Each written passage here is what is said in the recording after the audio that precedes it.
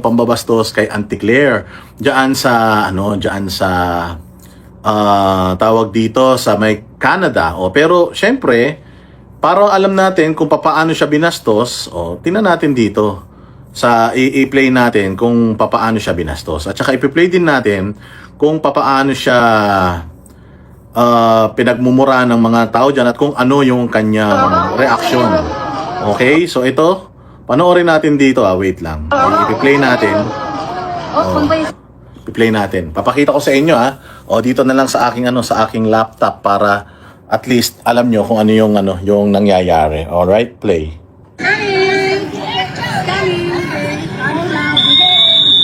Nagnanakaw! Parating na! Nagnanakaw! Andiyan na! Dati! Crocodile TV is coming! Boss Rizal! Boss Rizal! Boss Rizal! Boss Rizal! Boss Rizal! Boss Rizal! Boss Rizal! Boss Rizal! Boss Rizal! Nakita nyo naman, hindi ba? Mga kababayan natin diyan sa Canada, pumunta sila diyan. Nung nakaraan, nagpunta sila sa Japan, ganun din ang ginawa sa kanila dun sa Japan. Alam nyo naman, nirerespeto ng Japan yung karapatang pantao, lalong-lalo na sa yung karapatan sa malayang pagpapahayag. Kaya, ayan, nakita nyo kung anong ginawa kay Bongbong doon. Sinigaw-sigawan din ng mga Pilipino. Akala ko ba, maganda ekonomiya? Akala ko ba masaya ang mga Pilipino? Akala ko ba tuwan-tuwa ang mga tao kay Bongbong Marcos? At saka akala ko ba, wala ng mga DDS? Sabi ninyo, wala ng DDS. Sabi ninyo, wala ng mga supporter yan si Inday Sara. Matatalo na yan si Inday Sara. Bakit ganun? Bakit kahit saan kayo magpunta, may mga taong nag-heckle sa inyo? Kasi si Pangulong Duterte, noong siya ay presidente, hindi man siya masyadong namasyal. Pero may mga bansa na nag-invite sa kanya. And majority ng mga bansa na nag-invite sa kanya, pag minute niya yung mga Filipino communities doon, nag-iiyakan pa yung mga Filipino communities. Diyan sa South Korea, nag-iiyakan pa yung mga Pinoy dyan. Diyan sa Japan, pag nagpupunta siya ng Middle East, nag-iiyakan pa yung mga tao. At talagang tinatangkilik siya ng mga tao. May mga nagrarally-rally na ganyan, sumisigaw-sigaw, pero mangilan-ngilan na mga makakaliwa lang. Siyempre, alam nyo naman, yung mga makakaliwa, kalaban ni Pangulong Duterte yan. Kaya, kahit naman saan sa buong mundo, mayroong mga komunista Kaya, may mga nagrarally-rally. Pero majority ng mga Pilipino, lalong-lalo na yung mga migrant workers sa bansa na pinupuntahan ni Pangulong Duterte, sineselebrate siya. At ang dami pa nga, nag-aagawan pa nga yung mga bansa noon na mag-invite kay Pangulong Duterte. In-invite si Pangulong Duterte ni Donald Trump, hindi nga siya nagpunta. Si Donald Trump ang nagpunta sa Pilipinas, hindi ba? Samantalang tayo, nagmamakaawa tayo na yung presidente natin ngayon, presidenteng sabi ni Amy Marcos, si adik, nagmamakaawa, pumunta dyan sa ibang bansa para humingi lang ng time sa mga world leaders, pero hindi, di ba? Ito naman Canada, alam naman natin itong Canada, medyo na rin to, medyo hindi rin maganda ang tinatakbo ng politika diyan sa Canada, di ba? May sanction, away yan sila ng Amerika. So kailangan nila as much ally as they can get. Kaya siguro ayan, inimbita dito si Bongbong Marcos nakita naman natin, sobrang sobrang corny pa nga nung imbitasyon sa kanya. Mantakin mo, presidente ka, paglalakarin ka. Hindi ba? Pinaglakad siya mula sa isang building going to another building, tapos ganun lang yung security na pinrovide sa kanya, mga nakabisikleta.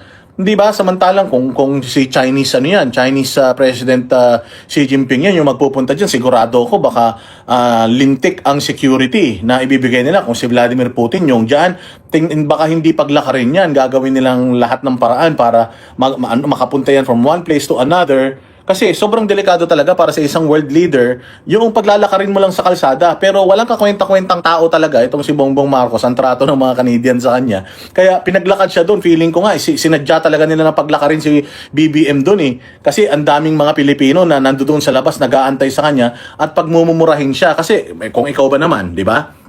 Ikaw leader ka, ako presidente ko.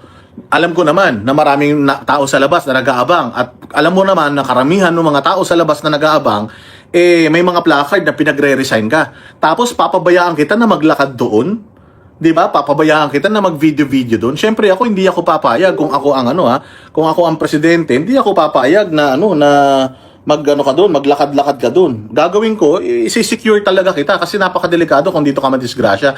Pero feeling ko, yung Canada, ang ginawa, sige, paglakarin mo yung ulol na yan para mamura siya ng mga mamamayan niya. O hindi ba? So paglakad niya doon nung papunta yata sila sa Jollibee noon, umuulan pa, may payong, minumura-mura siya ng taong bayan, shame on you, kurakot ka, magnanakaw, patawa-tawa lang siya, hindi ba?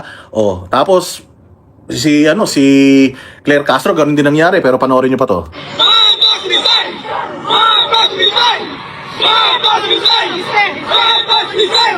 Marcos resign! Marcos resign! Marcos resign! Marcos resign! Marcos resign! Marcos resign! Tapos sasabihin na naman nila na yung mga nagpaparesign sa kanya, mga DDS yan. DDS yan, hindi DDS yan, kung ano man yan, Pilipino yang mga yan. Hindi ba? So, ibig sabihin, kung Pilipino yan, pinagre-resign siya, Dilawan man yan, Pinklawan man yan, Duterte supporter man yan, may mga Pilipino na nagpaparesign sa kanya. More so, Pilipino abroad. Hindi ba? Pilipino abroad, pinagre-resign siya. What more, yung mga Pilipino dito sa Pilipinas? Hindi ba? Kita ninyo, si Bongbong Marcos, hindi niya ba naisip? Paglalakad ka sa ibang bansa, dito nga sa sarili mong bansa, binababoy ka ng mga Pilipino. Pumupunta siya sa mga kung saan-saan. Pumunta siya nung nakaraan dyan sa may Mindanao. Halos nagkakulani na yung tarantado, kakakaway. Nagkakulani na siya, kakakaway. Wala pa rin. Hindi pa rin siya kinakawayan pabalik ng mga tao. Hindi ba?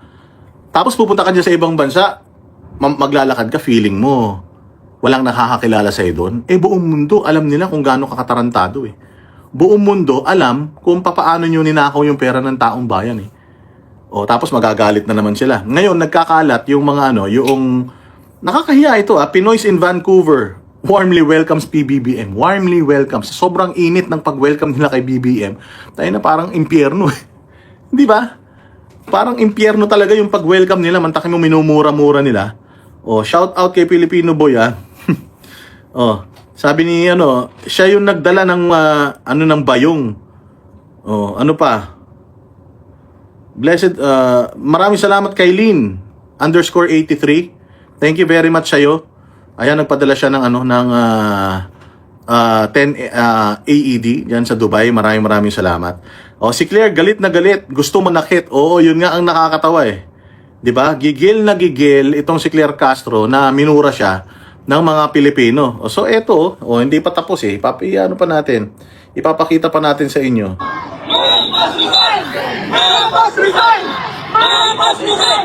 Marcos resign! Marcos resign! Putang ina mo, Lisa! Lisa, putang ina mo! Tinan mo, galit ng taong bayan Taga-Canada yan. Mantakin ninyo. Ang meron sa Canada TFC. Meron sa Canada na Kapuso Channel.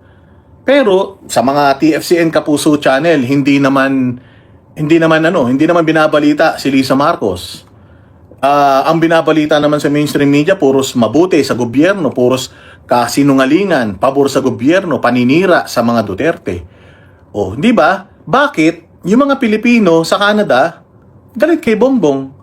Kung ang pinopropaganda ng mga dilawan at saka ng mga mainstream media, magaling si Bongbong. Ibig sabihin, yung mga nandiyan sa Canada, hindi na nanonood ng mainstream media.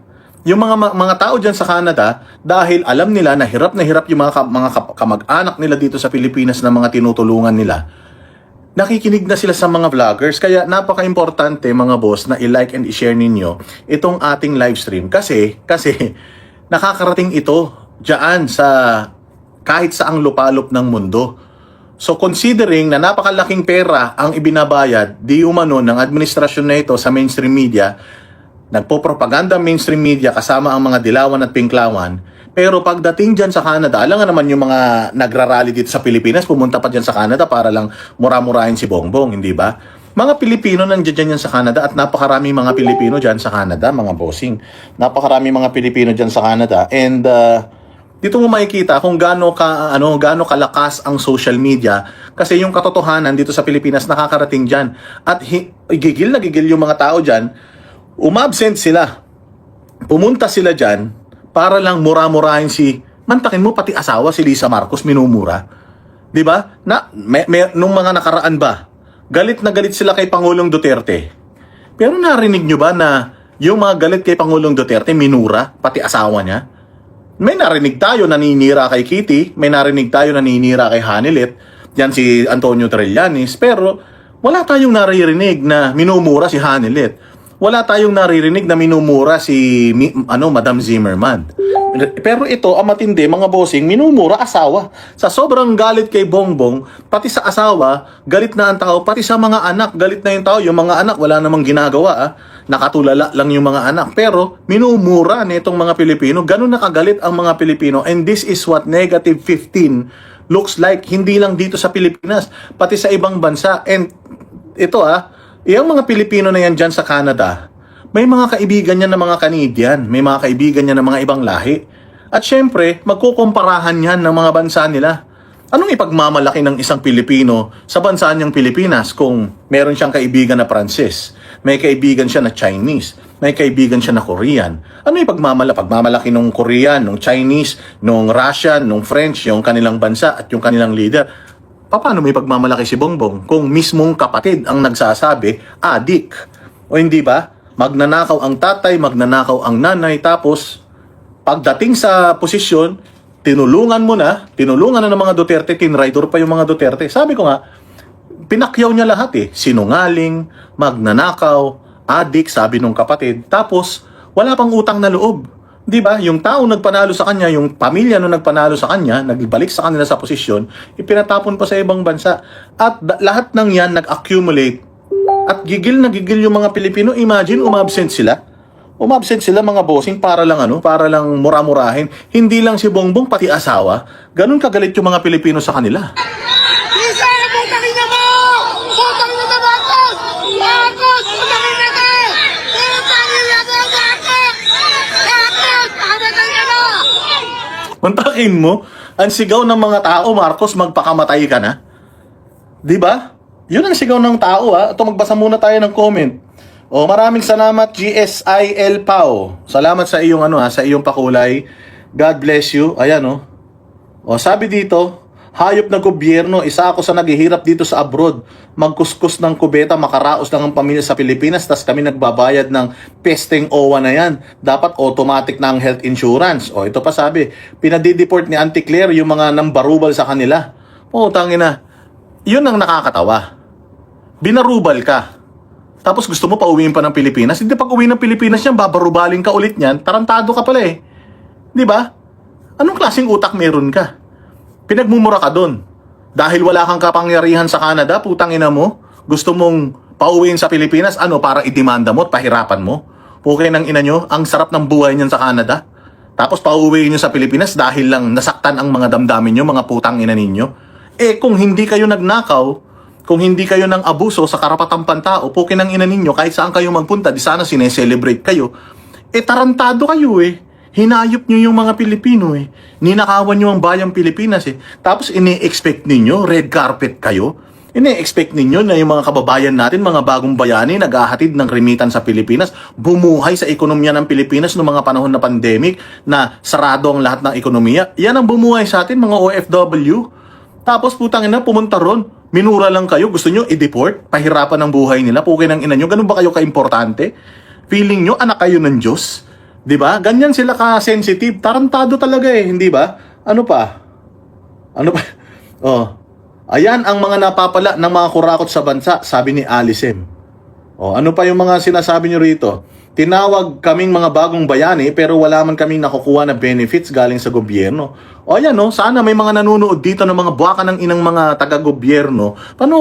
Basahin ninyo yung mga comment section para makita ninyo kung ano yung mga sinasabi ng taong bayan. Maraming salamat kay Gemma Blanca dyan sa Malaysia. Thank you very much sa iyong sa iyong pakulay.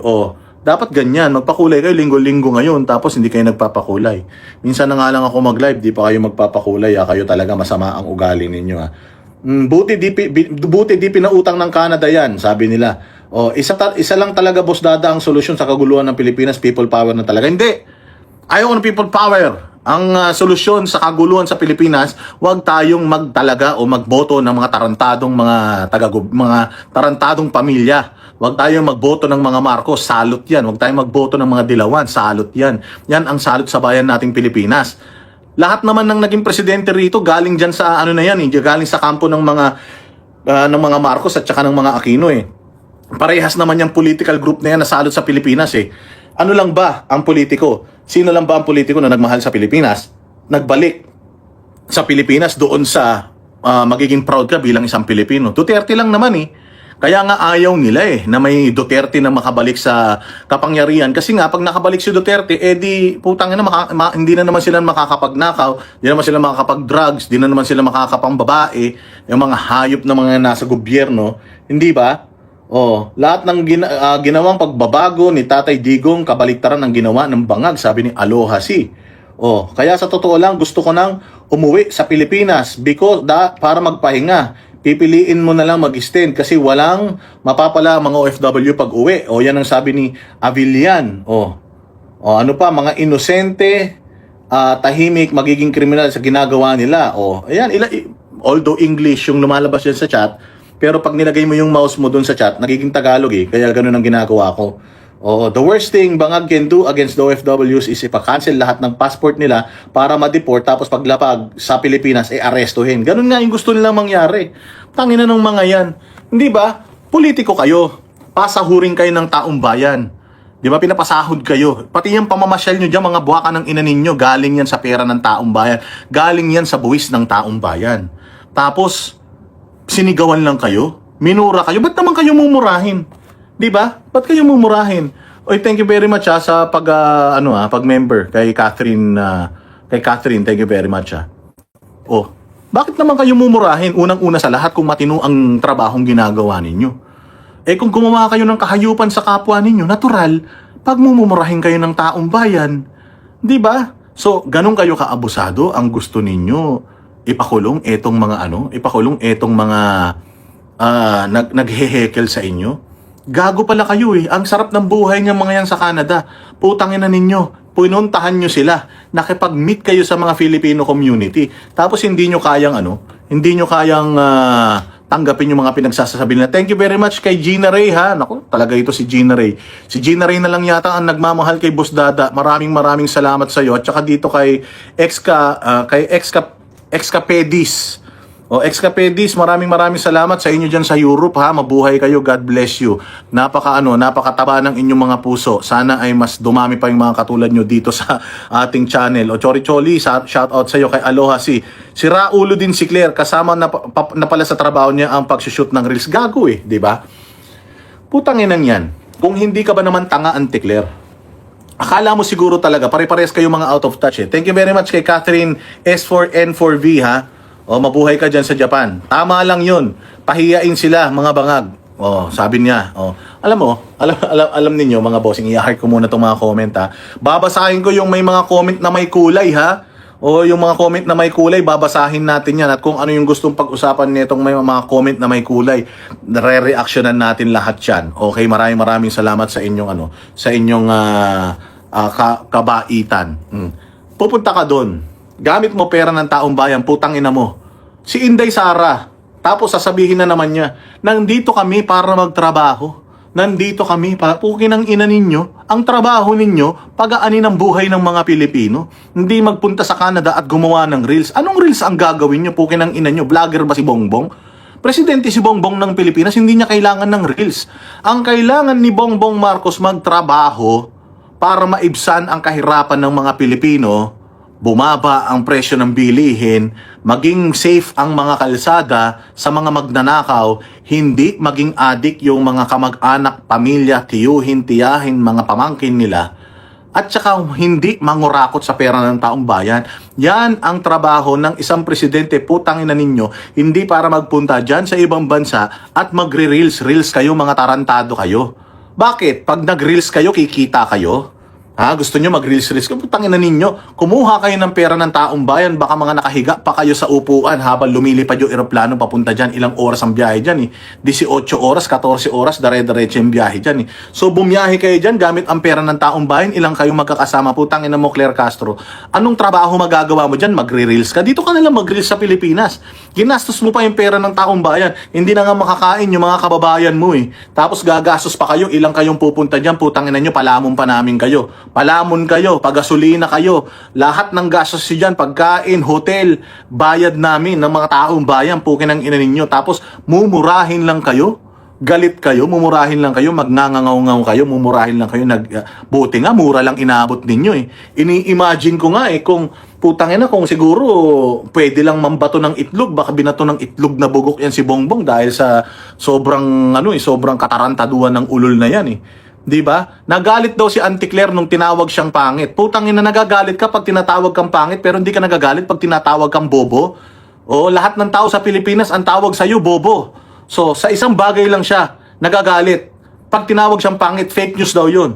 Pero pag tinawag mo siyang bobo, hindi siya nagagalit kasi totoo siguro na bobo talaga ang putang ina.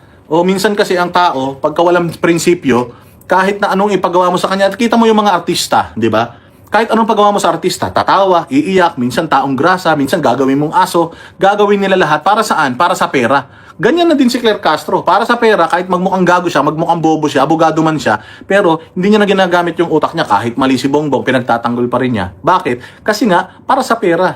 Ngayon magagalit ka, minumura ka ng taong bayan. Yung taong bayan na nagagalit sa'yo, yung nagbabayad ng biyahe mo Pupunta kayo ng abroad, magre-reels kayo. Putang ina, hindi namin kailangan ng reels ninyo. Wala namang manonood ng reels nyo, mga putang ina ninyo. Ang manonood ng reels nyo, mga troll army nyo lang din. I-share yan ng mga troll army ninyo. Kayo lang din naman na nanonood. Pero yung taong bayan, putang ina, diring-diri sa inyo Pumunta ka sa sa comment section ng PTV4. Pumunta ka sa comment section ng mga nagtatanggol kay Claire Castro ngayon. Putang na durog na durog. Pumunta ka sa comment section ng mga mainstream media. Durog na durog. Pinagmumura sila ng mga Pilipino. Troll army ba yun? Hindi. Pag tiningnan mo yung mga account sa Facebook, may friends. Matatagal na yung mga account nila. Daan-daan yung mga kamag-anak nila doon, pati may mga mukha. Hindi katulad ng mga nagko-comment sa Facebook page natin na putang ina, walang pamilya. Naka-lock profile, tatatlo kaibigan, tapos puros cartoons, anime yung mga itsura, tapos yung mga letra ng pangalan, puta hindi mo mabasa. Hindi ba?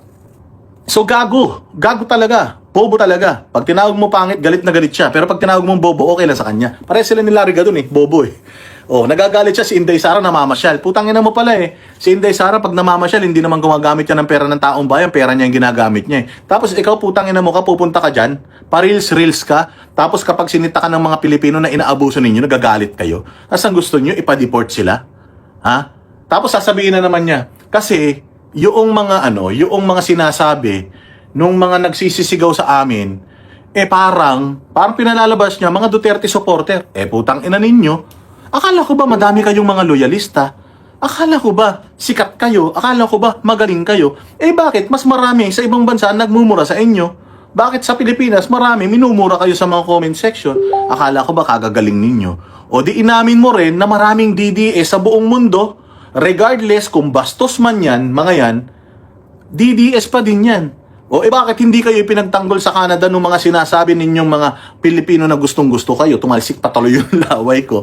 Hindi ba? Bakit hindi kayo pinagtanggol? Walang nagtanggol sa inyo dun, kahit isa ang nagtanggol pa sa inyo, pulis. Tapos pagkatapos kayong pinagtanggol ng pulis, hinatid kayo sa sasakyan, tayo na yung mga pulis na yun, nakipag-selfie pa dun sa mga Pilipino na minumura-mura kayo. Ngayon, yung mga mukha yung mga mukha ng mga Pilipino na nag-selfie dun sa mga pulis, ikinakalat ng mga troll army at itong mga vlogger na mga gunggong neto ni Bongbong Marcos. Kinakalat nila. Gusto nila kondinahin yung mga Pilipino na yun. Bilib na bilib kami sa mga Pilipino na yan. Na mga aloha, maraming salamat sa iyong pagpapamember. Bilib na bilib kami. Saludo kami dyan sa mga Pilipino na nagmura-mura sa kanila dyan. Tinatangkilik ba namin yung pagmura ng Pilipino? Oo. Lalong-lalo na kung ang minumura ng mga Pilipino ay yung mga magnanakaw at mga kawatan sa gobyerno. Kasi kung ang mumurahin ng mga Pilipino, matinong tao, baka isa tayo sa mga magtatanggol sa mga matitinong taong pinagmumura ng mga Pilipino. Katulad ng mga Duterte, minumura ng mga dilawan, minumura ng mga loyalista. Pinagtatanggol natin. Bakit? Kasi Duterte, magandang ginawa sa bayan ito si Bongbong. Minumura sila ngayon. Diyan ba sa pinuntahan nila may nagtanggol sa kanila? Wala. Karamihan nung nagpunta dyan, Gigil sa kanila. O nagpunta sila sa isang lugar, may mga Filipino community. O yung mga Filipino community, ba't hindi kayo lumabas para awayin yung mga Pilipino na nagmumura kay Bongbong? O hindi ba? O baka naman yung yung mga Pilipino na dinala nila diyan sa diyan sa kanilang meet and greet, baka mga bayad din yan. Di natin alam, di ba? So tuwan-tuwa. Ang dami. Grabe ngayon ang social media. Tapos nag-iiyak. Sasabihin niya na, meron naman tayong freedom of expression. Wag lang bastos. Putang ina ka. Ikaw ang pasimuno ng bastos Di ba? Si Claire Castro ang pasimuno ng kabastusan. Ikaw ang pinakabastos na spokesperson sa balat ng lupa. Tapos ayaw mo na bastusin ka? Sa tuwing may problema ang bayang Pilipinas, wala ka ng ibang binring up kundi Duterte. Pag may problema Pilipinas, Duterte may kasalanan. Kahit na si Bongbong ang presidente. Pagka may ganito, si Duterte. Pag may ganyan, si Duterte. Kaliwat kanan kung bastusin mo si Inday Sara, bastusin mo si Pangulong Duterte. Diba? Birthday ni Pangulong Duterte, sa The Hague, binastos mo. Birthday ni Inday Sara, binastos mo. Tapos putang ina mo ka, pumunta ka dyan, pinagmumura ka ng tao, ayaw mo na mabastos ka? Ano ka? Special ka? Special child lang yarn? Di ba? Ayaw mo na bastusin ka ng mga Pilipino pero nukno ka ng kabastusan yung bunganga mo. So, tuwan-tuwa ba ako? Oo. Tinatangkilik ko ba yung ginawa ng mga nasa Canada? Oo, lalong-lalo na kung ang mumurahin mo, kung ang ihaharas mo, yung mga magnanakaw sa pera ng taong bayan. Anong ini-expect nila? Nagnakaw sila? Nangulimbat sila? Nang abuso sila ng mga Pilipino? Tapos, gusto mo red carpet? Gusto mo, pupulbuhan pa kayo sa likod? Pupunasan pa yung mga pawis ninyo? Ha? Ganun ang gusto nyo? Tapos, yung mga tao na nagmura sa inyo, Duterte na naman?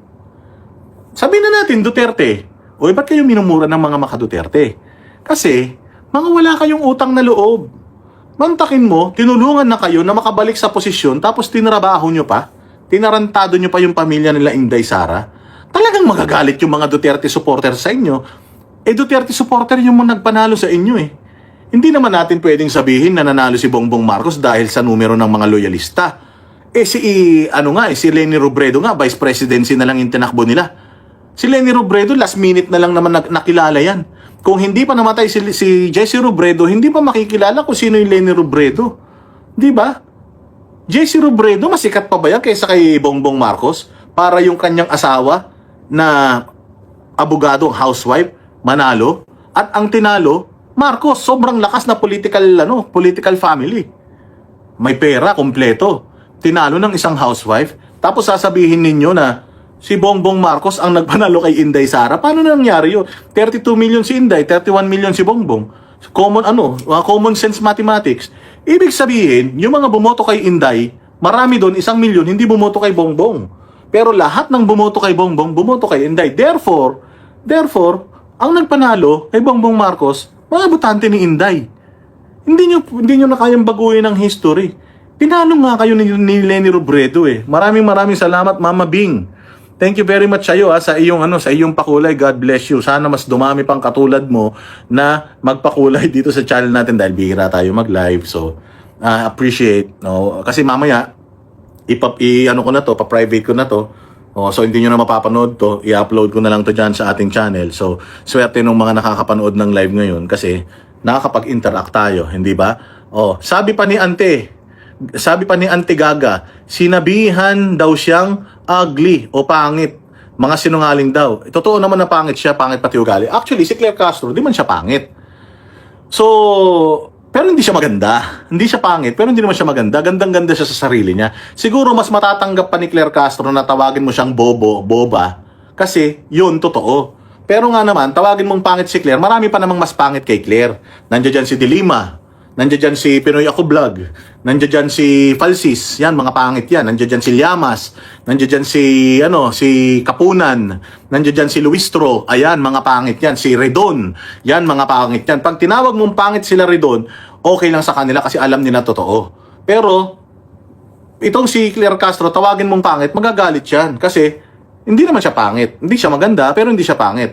Pero pag tinawag mong bobo, at tinawag niya na fake news yung tawagin mo siyang bobo, pati ako magagalit nun. Kasi hindi fake news na bobo yan. Maraming salamat kay Maribel sa iyong pagpapamember. Mabuhay ka.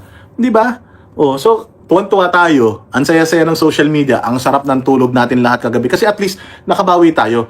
Oy, tuwan-tuwa naman yung mga Duterte supporters, tuwan-tuwa naman itong mga to, sila Boss Dada. Yun lang naman. Small victory is still a small victory. Kahit na sa ganung paraan man lang makabawi tayo sa sobrang dami ng kahayupan na ginagawa nila kaysa wala, di ba? Kasi tinatawan-tawanan lang kayo ng mga yan. Oy, Amilita, Homa 615, maraming salamat sa iyo. Domo arigato gozaimasu. Mabuhay ka. True naman si BP Sara nagpanalo kay BBM. Ayan ano sabi nito? Dapat kasi hinarap niya para magkaalaman talaga. Kung oo nga naman, dapat hinarap mo yon, Claire Castro. Kung ikaw sa sarili mo, alam mo na matino ang gobyerno mo, di nung sinabihan ka sana na, you should tell your president to resign. Di sana hinarap mo siya, bakit naman? Di ba? Matapang ka eh. Nahamon mo nga ng debate kung sino-sino hinahamon mong debate.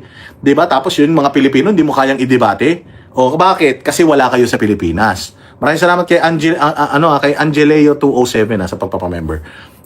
Kaya kayo gigil na gigil kasi wala kayo sa Pilipinas, hindi niyo magamit PNP, hindi niyo magamit NBI, hindi niyo magamit DOJ para gipitin itong mga tao na to. Kasi dito sa Pilipinas, pag sa Pilipinas ginawa yan, dinimandan nyo na. Kaya lang, nasa ibang bansa kayo eh. Matatapang lang naman kayo pag nandiyan kayo sa Pilipinas, pag nandiyan kayo sa ibang bansa. Gaano katapang yung mga Duterte supporter, hinarap kayo. Bakit hindi nyo kayang harapin yung mga Duterte supporter? Bakit hindi nyo sila kayang kausapin, hindi nyo kayang kumbinsihin? Kung mali yung iniisip nila tungkol sa inyo, yun na yung opportunity para i-correct nyo sila. Hindi ba? Yun na yung opportunity para i-correct nyo sila. Bakit hindi nyo ginawa? Di ba?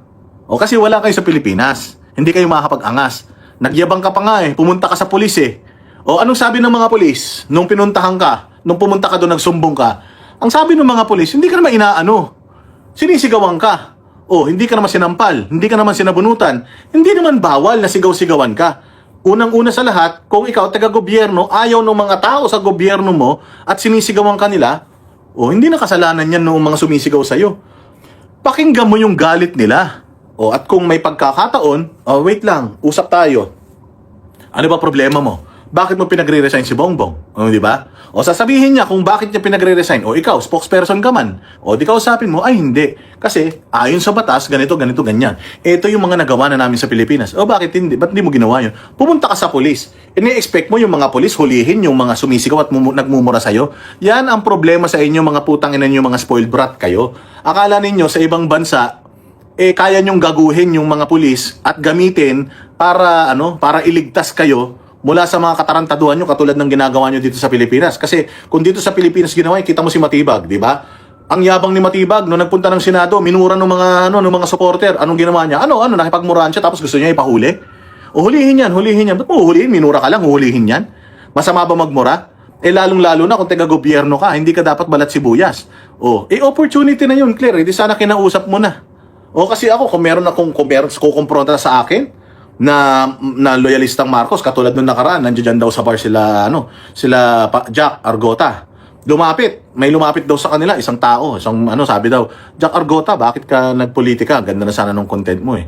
Sabi niya, ganun talaga Duterte ako eh. Tinanong daw siya, hanggang kailan ka magiging Duterte? Sabi daw sa kanya. Sabi daw niya, habang buhay, anong pakialam mo? Tapos tumayo na sila, tumakbo daw palayo yung gago. Hindi ba? Kami mga banateros, when you confront us, haharapin ka talaga namin. Thank you very much kay Sweet Bliss 309 Boss Dada, kami dito sa Fujimishi, sa Itamaken ng mga solid DDS ay sobrang galak sa nangyari kay Claire at BBM. Yan ang sinasabi nung taga-Japan. Ang sarap talaga magbasa ng comment kapag ganito maliwanag. Pag madilim, ang hirap basahin eh. Pero pag ganito may kulay, ang sarap-sarap basahin. Sige lang, yung may mga pakulay diyan, basahin natin yung inyong mga comment. Maraming salamat sa inyo. 'Di ba? Sa Canada, mayroong freedom of speech. So huwag matakot mag-criticize. Get your chance. Kasi sa Pilipinas kakasuhan. Tama. Di ba ganun ang gusto nila magawa? Gusto nila makaganti. Gigil na gigil sila. Minura sila, pinahiya sila. Putangin na ninyo. Nahihiya pala kayo sa mura. Ba't hindi kayo nahihiya magnakaw? Di ba? Nahihiya pala kayo sa galit ng taong bayan. Bakit hindi kayo nahihiyang mangulimbat? Bakit hindi kayo nahihiyang mangkawat? Ba't hindi kayo nahihiyang mga abuso ng karapatang pantao kundi ba naman kayong mga tarantado? Si Pangulong Duterte kahit saang bansa magpunta, inimbitahan pa yan sa Israel. Inimbitahan yan sa Hong Kong. Nakita nyo ba? kanina nandiyan kami sa South Horn Stadium. Medyo emotional ako kasi yun yung huling araw na nakita ko si Pangulong Duterte na nagsasalita siya kasama ng mga Duterte senatoriables dyan sa Hong Kong. Ang daming mga Pilipino nun. Punong-puno yung stadium. Tapos sa labas, ang dami pang nag-aantay na mga Pilipino. Nagalit na nga yung Chinese authority kasi walang permit yung mga tao sa labas. Kaya lang, yung mga tao sa labas, inaantay nila na baka makita nila si Pangulong Duterte. Alam nyo ba na sumilip si Pangulong Duterte sa bintana na hanggang ganito lang yung pwedeng bumukas? Naka-video kami noon, naka-picture kami, kumaway si Pangulong Duterte sa ganito lang na awang. Yung mga tao sa baba, nagkakagulo, nag-iiyakan. Ganon kamahal ng mga Pilipino, si Pangulong Duterte. Never na naranasan ni Pangulong Duterte yung murahin siya ng taong bayan. Tapos kanina may speech doon sa Canada, yung putang ina si Bongbong Marcos at sinasabi niya na kasalanan ng nakaraang administrasyon kung ano man daw yung corruption ngayon. What? Paano naging kasalanan ng nakaraang administrasyon yung corruption ngayon? Ang kinurap ngayon, 2023 budget, 2024 budget, 2025 GAA, 2026 GAA, yun ang ninanakaw, yun ang ninakaw. Tapos kasalanan ni Duterte? Putang ina niyan. Merong binuo si Pangulong Duterte na Presidential Anti-Corruption Commission na kauna-unahang binuwag ni Bongbong Marcos nung siya'y umupo bilang presidente. Ibig sabihin, magnanakaw ang putang ina. Dahil yung magbabantay, yung komite na magbabantay sa magnanakaw sa gobyerno, binura niya, inabolish niya. Tapos sasabihin mo na nung panahon ni Pangulong Duterte may pagnanakaw, baka may mga mangilan-ngilang nagnanakaw noon. Pero very vocal si Pangulong Duterte na pangalanan lahat yung mga magnanakaw. Ikaw may pinangalanan ka, pinangalanan mo lang si Zaldico, pahapyaw pa. Wala kayong pinapangalanan, puros kayo, press con, pero wala kayong pinapangalanan. Mahiya naman kayo. Puro ganun lang sinasabi niyo, wala kayong pinapangalanan. Putang ina, tapos si Bunuan gagawin pa ninyong state witness. Ngayon pa, magiging state witness. Ang tagal-tagal nang umaandar nitong investigasyon na to. Ngayon nyo lang naisip na si Bunuan guilty. Kung list guilty si Bunuan, sino ang most guilty? Yung mas mababa sa kanya? Siyempre, kung list guilty, yung secretary ng DPWH, ang most guilty, yung amo. Sino ba ang amo niya? Sino ba nag-appoint sa kanya? Ang nag-appoint sa kanya si Bongbong Marcos. Ang nagbibigay ng budget sa kanila, Department of Budget and Management, DBM, na under ni Marcos. Sino ba ang nagbibigay ng pondo, nag-allocate ng pondo sa DPWH? Pinsan ni Bongbong Marcos. Kung most guilty si Bunuan, alam nga naman, or kung least guilty si Bunuan, alam nga naman ang most guilty, contractor. Hindi, yung contractor, accessory sila dun sa corruption. Part sila ng corruption, but definitely, hindi sila yung most guilty. Kaya kung meron dito na dapat gawing state witness, yan yung mga contractor. Sino ba yung mga congressman na kadil nitong mga contractor, di ba? Sabi ni Lacson, marami daw mga contractor, o bakit wala kahit na isang mga congressman ngayon nakakasuhan.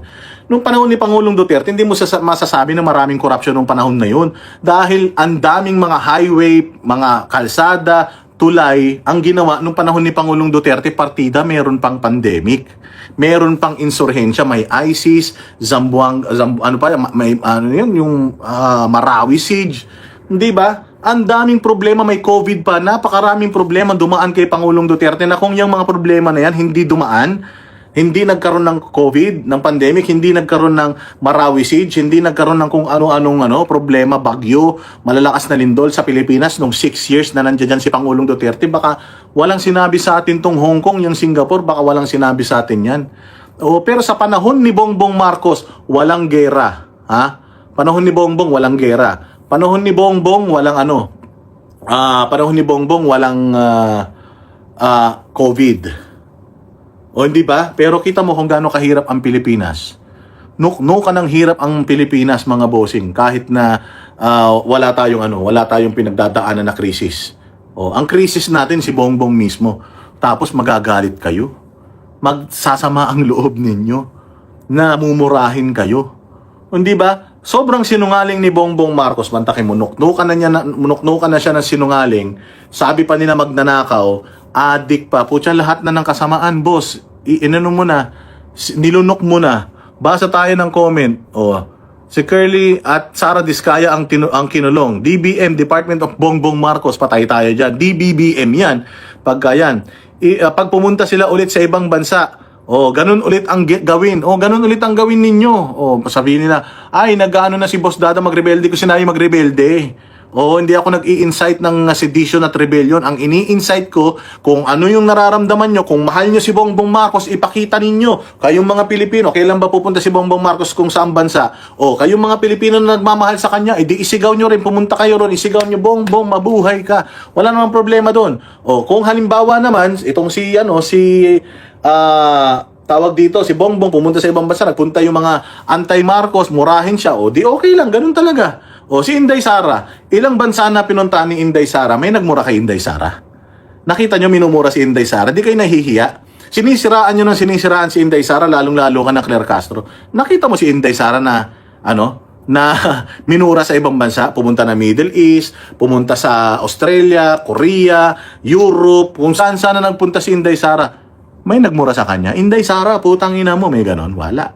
Hindi ba pinagkakaguluhan siya? Alam nyo ba sa Japan, nung huli siya nagpunta ron, putang ina yung pila, ilang araw na hindi pa natatapos?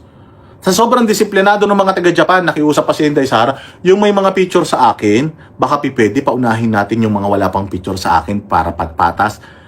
Sobrang disiplinado ng mga taga-Japan. Umalis yung may mga picture na sa kanya, tapos pumila yung mga wala pang picture sa kanya. Diyan mo makikita kung ano ang diferensya ng isang Duterte versus isang Marcos. Maraming mga bumabatikos kay Inday Sara dito sa Pilipinas, mga dilawan, pinklawan. Nakita mo si Inday Sara umiyak? Nakita mo si Inday Sara nag-request sa otoridad na ipa-deport o ipakulong o demanda yung mga yan? Nakita mo ganun? Si Madriaga, nakita ninyo kung ano-ano pinagsasabi kay Inday Sara? Nakita niyo si Inday Sara na nagwala? Di ba? Isang beses lang natin nakita si Inday Sara magwala. Noong sinabi niya na meron na siyang nakausap na kung mamamatay siya at pinatay siya ng mga ito, patayin mo rin sila. Kung, yun ang sabi, kung mamatay ako. Yun sinasabi niya. So, conditional. Ayun nga yung isang gagamitin nila sa impeachment hindi ba? Nakakatawa lang kasi ganito talaga kagaling at kabait ang Panginoon. Sobrang bait ng Panginoon sa atin. Bakit? Imaginein mo nakabawi tayo kahit konti. Kahit konti, nakabawi tayo. Ilang taon na tayong tinatarantado ng mga yan? 4 years na tayong tinatarantado ng mga yan. Kahit na sa mga ganitong klaseng bagay, at least nakakabawi tayo, tuwan-tuwa tayo, masaya tayo. Hindi ba? So ilagay niyo sa comment section, masaya ba kayo? At kinukondinan nyo ba yung mga Pilipino na nagpunta dyan? Ako hindi. Kasi nga, ang pinopromote ko is freedom of expression. Yung freedom of expression, bastusin ka o hindi, dahil na yun sa'yo. Kung yung freedom of expression nung nasa Canada ginamit nila by means of murahin kayo, that is because yun ang deserve ninyo. Deserve nyo yan. Pero kung ang freedom of expression ng isang tao ay poproporihin ka, i-praise ka, pasalamatan ka, that is also a freedom of expression. Kaya lang si Auntie Claire na bastos, ang gusto niya, yung freedom of expression, positibo. Laging positibo, gago. Walang walang klasifikasyon yan. Pag sinabing freedom of expression, bastos, hindi bastos, murahin ka, hindi ka murahin, i-praise ka, isumpa ka, that is freedom of expression. Ganyang kabobo si Claire Castro na ang freedom of expression sa kanila puro papuri. Putangin na ninyo, hindi na freedom of expression yun. Kulto na yun, pagka ganun. Kinangina ninyo, ang galing-galing ninyo magsabi-sabi na kulto-kulto, tapos kayo, ganyan. Nitong nakaraan, yung pinunta ng Iglesia ni Cristo, yung napakaraming tao sa rally, ano ang kanilang ipinapanawagan? Corruption. Utanginan yan. Sinong corrupt? Si Inday? Hindi, si Bongbong. Nung panahon ni Pangulong Duterte, nanawagan ba ng anti-corruption rally itong Iglesia ni Cristo? Hindi naman. The reason why, for the longest time, ngayon lang sila nag-organize, hindi naman political ang INC. Nagiging political lang ang INC kapag eleksyon, kung sino yung i-endorso nila. Ba't ang INC, hindi naging political yan? Wala nga Bawal nga sa INC ang tumakbo sa tumakbo sa posisyon sa gobyerno, bawal nga sa kanila yun Kasi nga ayaw nila na mahaluan ng politika. Pumayag lang sila, special case lang itong mga Marcoleta. For the longest time, nakita ninyo, itong mga Iglesia ni Cristo na nag-rally nung panahon ni Pinoy. Nagrally yan nung panahon ni Duterte. Nagrally yan panahon ni Gloria. May mga corruption din yan. Nagrally yan. Kung hindi nagrarally yung mga yan, bukod tangi. Ngayon lang, panahon ni Marcos, nagrally. Bakit? Putang ina, sagad eh. Sagad ang kahayupan, kamagnanakawan, kakamkaman netong nasa pamahalaan. Walang hiya na yan. Oh. Tapos kasalanan ni Inday? Pati itong pagmumura sa inyo sa abroad, dahil kay Duterte, bastos kasing mga Duterte. Kaya yung mga follower ng mga Duterte, bastos din. Hindi naman kayo babastusin kung hindi kayo kabastos-bastos. Nagkaroon ng barilan diyan sa Leyte dahil sa ano ba yun? Yung culture of violence na pinromote ni Duterte at ng kanyang mga kulto. Putang ina niya. Duterte pa rin ang may kasalanan. Again, yung culture of violence, yun nga yung pinigilan ni Pangulong Duterte. Ginamot niya yung violence sa Pilipinas ng kamay na bakal. Hindi yun violence. Kamay na bakal na ayon sa batas, kaya tumino ang mga Pilipino. Nung panahon ngayon, tinanggal yun. Bloodless war on drugs. O, kita nyo. Sandamukal, kaliwat kanan, raid ng drugs. Tone-tonelada. Minsan pumapasok dito sa bayang Pilipinas. Anong ibig sabihin nun? O ibig sabihin nun, sobrang luwag na natin. Ibig sabihin nun, sobrang wala na talaga tayong control. Itong gobyerno ni Bongbong, wala na talagang control dito sa na ito. Wala na talagang control dito sa mga nangyayari na ito sa natin, sa bayan natin, no, hindi ba? O, yan ang natin. Yan ang problema natin sa mga itong mga nagagalit sa inyo.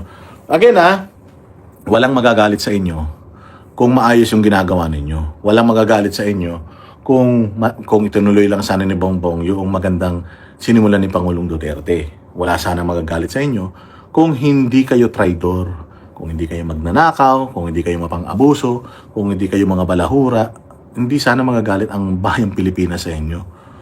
This is what negative 15 looks like. Claire Castro, hindi mo ini-expect to? Ganun ka kabobo?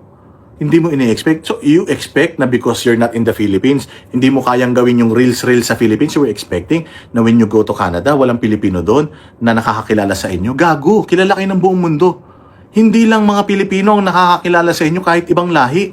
Kilala kayo even dito sa Hong Kong, yung mga Chinese dito sa Hong Kong. When you say Marcos, alam nila magnanakaw. When we were in China, pag nalaman na Philippines, Marcos magnanakaw. Nung ako'y nasa Europe, Marcos magnanakaw. Nung nasa Amerika ako, pag sinabi mong Marcos magnanakaw. Lahat ng mga ibang lahi, when you say Marcos, buong mundo nakakakilala kung anong klaseng pamilya yan. And pagpalit ng Bongbong Marcos Jr., mas tarantado pa siya kaysa dun sa mga magulang niya, you expect, Claire Castro, na pag pumunta kayo ng ibang bansa, tatanggapin kayo ng buong buo, diplomatically, politically, maybe, aasikasuhin yung entourage nyo, maybe, aanuin kayo, iyayakapin kayo nung presidente ng bansa na yun. Pero ang tanong, nire-respeto ba nila kayo? Kasi kung nire-respeto nila kayo, si Bongbong, hindi nila yung paglalakarin. Di ba? Kung matino talaga rin yung, ang Prime Minister ng Canada, alam naman niya na maraming tao sa labas na nag-aantay kay Bongbong at papasok pa lang si Bongbong, minumura na siya ng mga tao. Sana hindi niya na pinaglakad. Pero pinaglakad niya, mantakin mo ang mga security, bisikleta lang. So baka sinet up din siya. Sinet up din siya ng Prime Minister ng Canada. Sinet up siya para makumpronta siya talaga ng mga Pilipino. Kasi nung nung sa Japan, hindi naman pinayagan ng Emperor at saka ng Prime Minister ng Japan na maglakad si Bongbong Marcos sa labas ng kalsada eh. Di ba? Pinagpayong niya pa. Walang respeto yung taga-Canada sa kay Bongbong. Mantakin mo, wala naghahawak ng payong ni Bongbong. Sarili niyang payong hawak niya. Umuulan paglalakarin ka sa labas ng Prime Minister ng Canada. Ibig sabihin, tinarantado siya ng Prime Minister ng Canada. Kasi si Pangulong Duterte nung nagpunta sa China, kulang na nga lang daw buhatin siya ng mga Chinese para lang hindi siya mapagod Tapos si Bongbong, umuulan, paglalakarin mo sa labas, hawak niya yung payong niya, tapos ang security niya, puros mga nakabisikleta lang.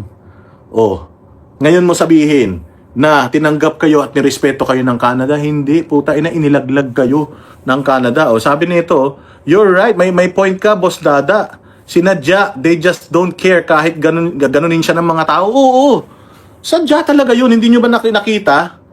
Putsang ina, world leader, presidente yan, paglalakarin mo sa ulan. Di ba? Pwede mo naman sigurong, pwede mo naman sigurong payungan siya eh. Di ba? Palibutan siya ng mga security, payungan siya, papunta ron. Pero hindi eh. Siya mismo may hawak ng payong niya. Tanga, di ba? So, ibig sabihin, ginago rin siya ng Canada. Feeling nyo, ninasikaso kayo doon? Hindi, pinagtatawanan kayo ng mga yun. Tingnan mo si Vladimir Putin. Noon nandun kayo sa Russia. Yes, hinarap kayo, inasikaso kayo. Pero nakita mo yung mukha ni Vladimir Putin nung hindi niya alam kung paano gamitin yung headset.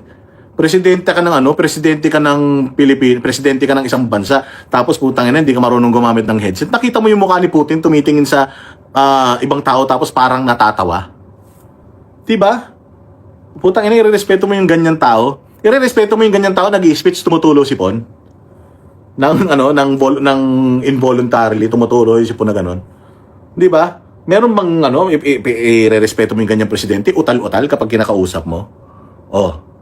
Di ba? Ibang-iba ang treatment ng pagsalubong ng ibang bansa kapag si Tatay Digong ang bibisita kaysa kay Marcos. Oo, kay Marcos walang pakialam. Kay Digong, pagka siyang bumaba, talagang putya yan. Ang mga sundalo doon sa red carpet pagbaba ng eroplano, talagang putya, snappy talaga yan. Kay Bongbong walang sumasalubong eh. Doon ako natawa eh. Natawa talaga ako ng sobra. Doon sa pinaghawak siya ng payong, pinalakad siya sa ulan. Tangina, mayroon bang presidenteng ganun? VIP treatment ang presidente dito sa Pilipinas. Subukan mo, Bongbong, pumunta rito si Donald Trump, tas paglakarin mo sa kalsada, papunta sa isang venue, maglalakad kayo sa loob ng Malacanang. Pero sa kalsada, sa highway, sa public na lugar, paglalakarin mo, presidente, tapos walang masyadong security, tapos siya pang may hawak ng payong niya. Talagang doon mo makikita na bobo lang ang magsasabi na na hindi itong si BBM hindi tinarantado ng ng Canada. O dahil lang kasi malulobat na ako eh. So, para hindi lang maputol yung ating kwentuhan. I-charge lang natin to. Ayan. Chinarge ko na.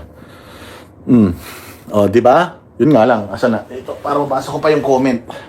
Kasi hindi ko nababasa yung comment dito sa sa aking cellphone. So dito ako nagbabasa sa laptop. Yung gesture ni Putin, ganon pag natatangahan sila sa tao. Ano pa sabi nito?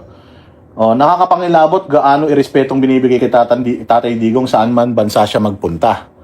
Ito sabi naman nito, boss, sa wakas na tsempuhan ko din ng live mo. Thank you very much. Ayun. Kaya, hay nako.